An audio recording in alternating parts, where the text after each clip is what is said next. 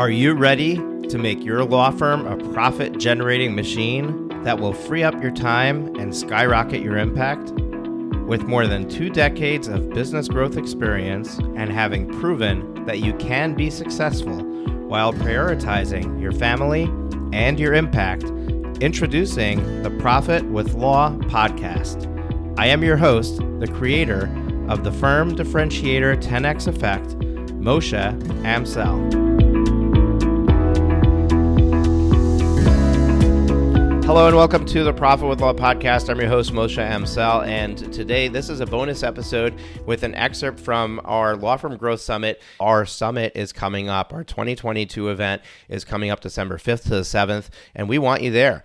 The Law Firm Growth Summit, if you're not familiar with it, is an event that is absolutely free to attend. It's run virtually. We do a really good job with virtual events. It's not your typical Zoom webinar. It is a conference platform where you can come and meet other attorneys and other people who are on at the same level as you and collaborate with them. We give you an opportunity to network. We give you an opportunity to connect with them.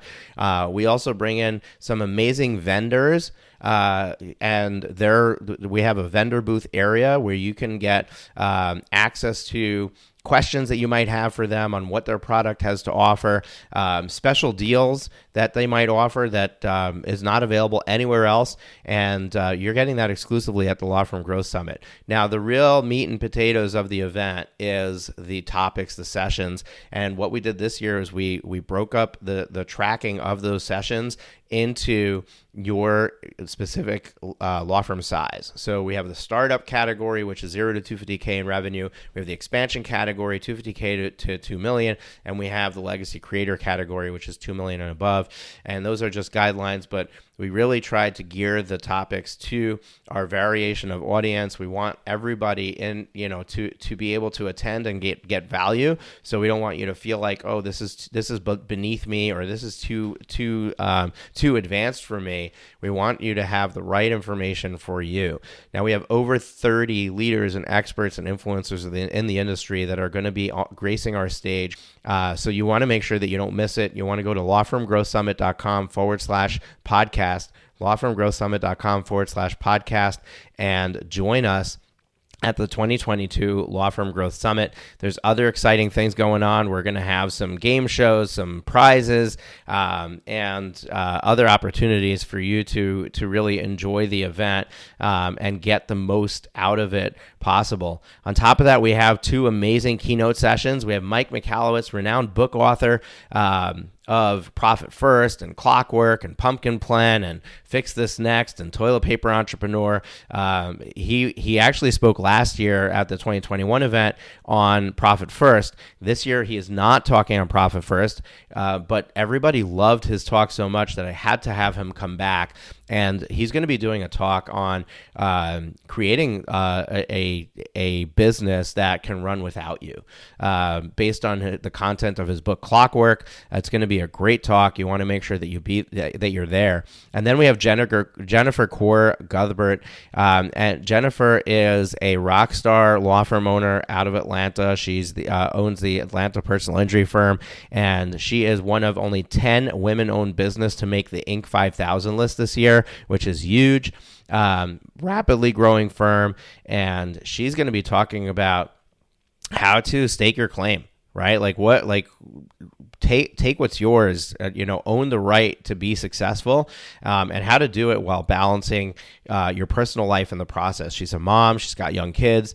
How does she do it all with all of that other stuff going on without sacrificing those pieces?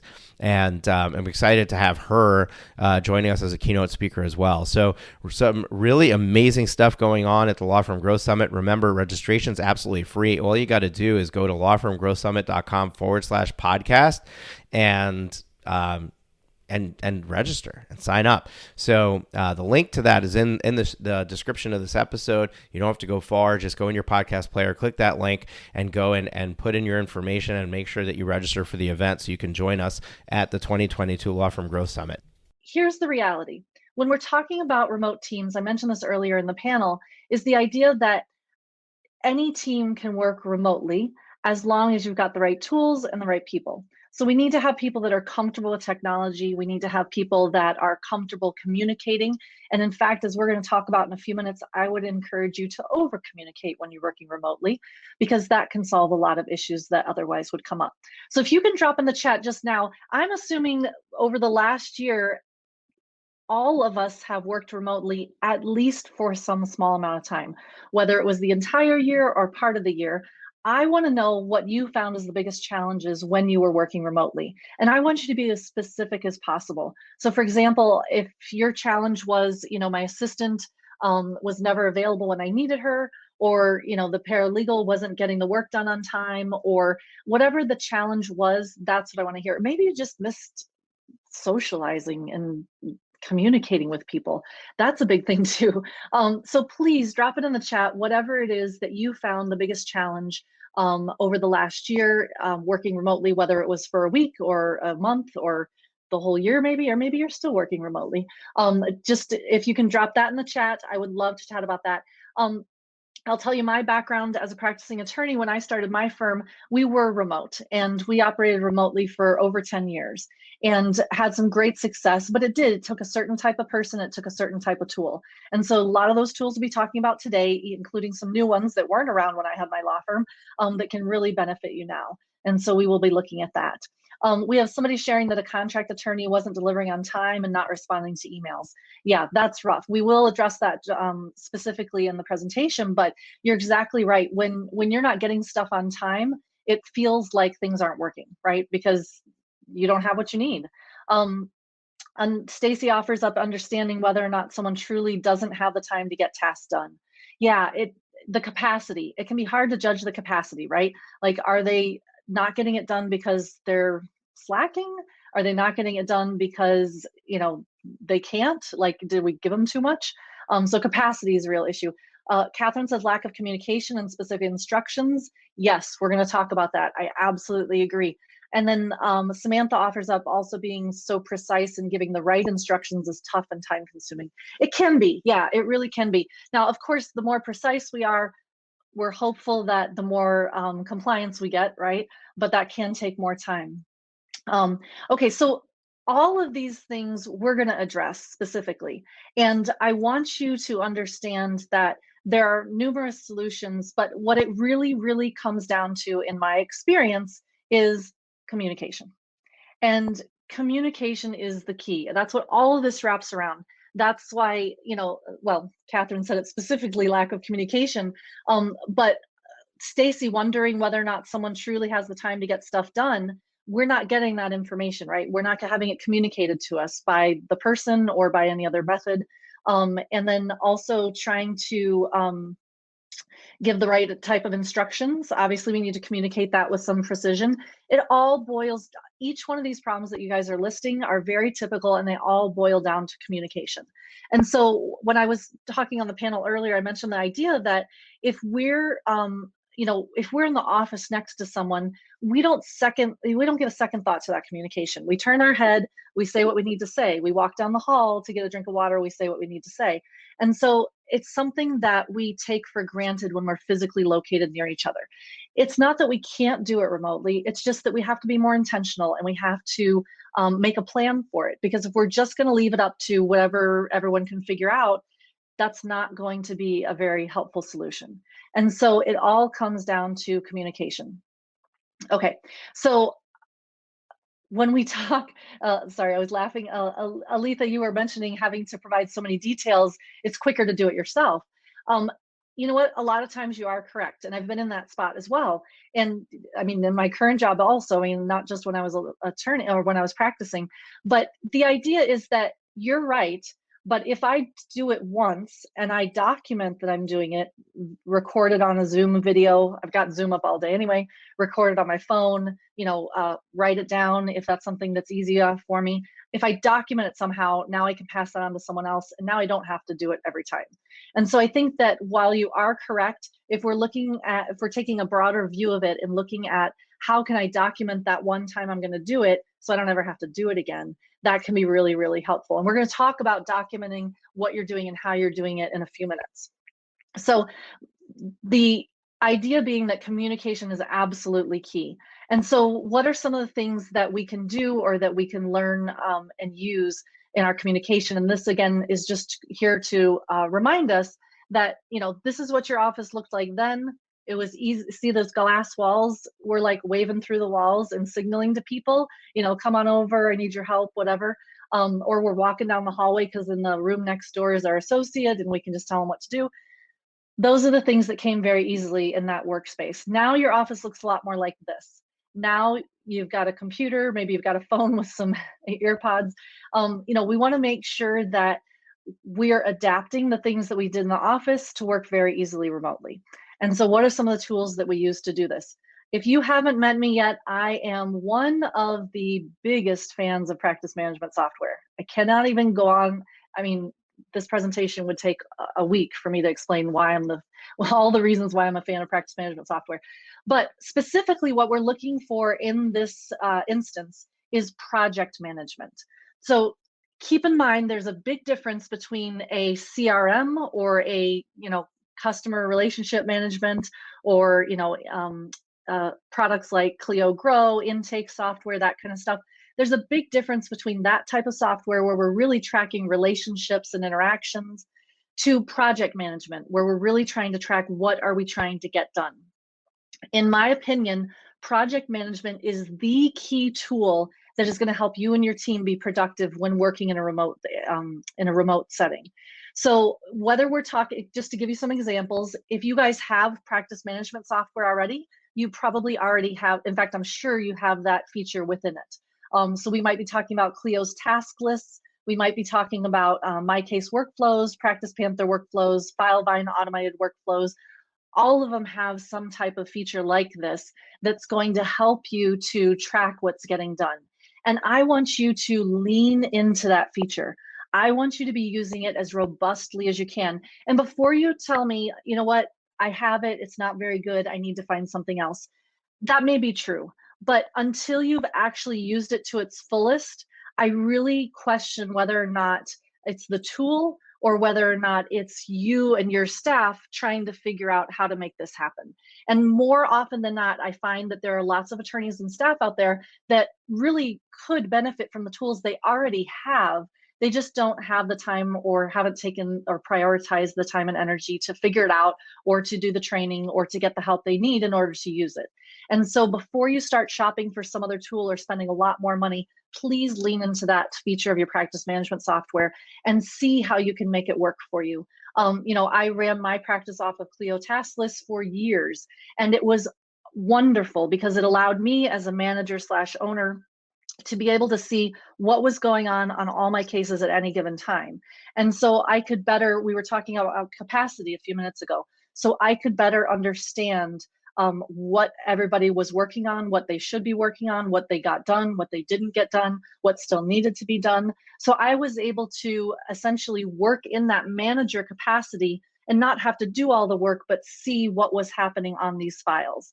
And so it's definitely a tool that I would encourage you to lean into, especially given the fact that you may already own it and just not be using that feature.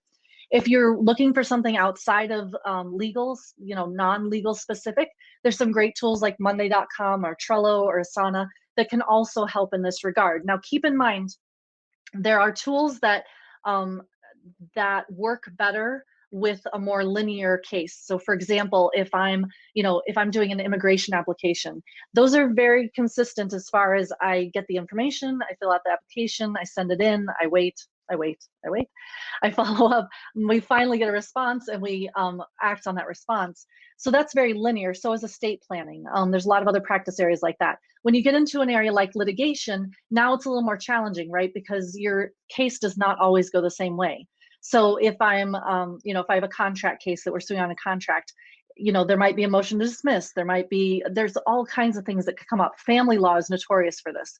And so keep in mind that while we can still use these tools for that complex litigation, it's not going to be as helpful if we're trying to visualize it linearly because it's not linear. So instead, what we do is we break down those practice areas. We break them down into smaller bits. So what do we do when there's a motion to dismiss? What do we do when there's a motion to adjust the child support? What do we do for this scenario? So we build these mini lists as opposed to this one straight all the way through list. And that goes back to one of the complaints we saw earlier that was talking about uh, making sure that people are doing what they were supposed to be doing. So if we get very specific, and obviously this requires some time to build this all out, but time well spent. I cannot tell you how your life will change when you build out these workflows and assign these tasks to particular people. Because now I've got a list of 15 things we do on every complaint, and I can assign it to a person. And now I can give them a deadline. And so now we've got the who does what by when that I'm now monitoring. And if I see people that are consistently overdue, that's a red flag. I need to talk to them. What's going on? How can we support you in getting stuff done? So that's why I say lean into your project management, whether it's in your practice management software or another tool. That's something I highly recommend. Okay, next we're going to take a look at the second most important thing, I think, is document information and storage. So when we're in the office, we walk over to the file cabinet, we grab the file, we start working on the file. We don't have that anymore, right? Or maybe one person has the physical file at their house and nobody else does, so that doesn't help us. So if you're not storing your documents in the cloud, I would highly, highly recommend that it's time to jump on board. It just opens up the number of opportunities. It opens up the pool of people that you can work with. It opens up the availability of all of this information. If somebody is hoarding information, not on purpose necessarily, but just by not giving other people access, if other people don't have access to that information, whether it's documents or notes or whatever it is, if they don't have access to that information, they can't help you. They can't do their job. And so the more we can share that information, the more helpful it's going to be, and the more other people are going to be able to help you. And so whether we're talking about practice management software, which oftentimes has document storage within it, I've listed a couple of examples there, or we're talking about software that only does document storage, things like Dropbox, Box, Ignite, that kind of thing. Those are also very helpful. And then lastly, notes. Again, your practice management software has a spot for notes. And so the more information we're putting in what I like to call our shared brain, then the more people have access to that. And so those tools are fantastic. If you're looking for something outside of practice management, there's Evernote, there's Microsoft OneNote you may already have included in your subscription, and there's Google Keep as another option. So giving people access to information is very, very important.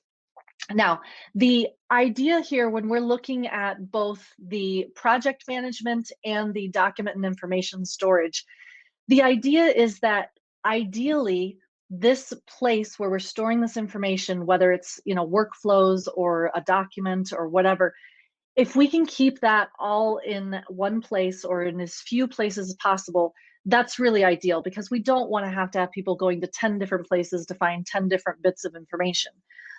So if we can keep it contained in 1 or 2 or 3 pieces of software, that's fantastic.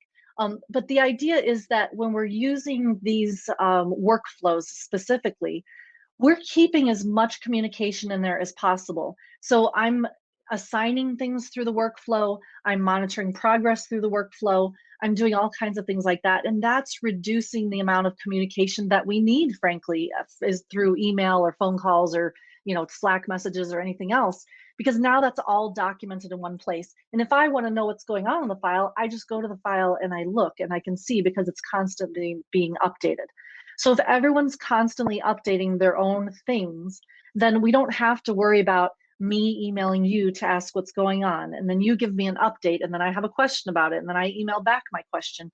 Or even if that's in a Slack exchange, which we'll talk about those methods of communication in a few minutes, wherever we're doing that communicating, it's still taking more time, and it's still a method of going back and forth. Whereas if I just have everyone constantly updating what they're doing in a particular place, now I know. Now I don't have to go looking for it. And it's not just me as the owner manager, it's also other team members. So if I have something I need to do, but I can't do it till someone else finishes their part, now they have updates on how that's progressing.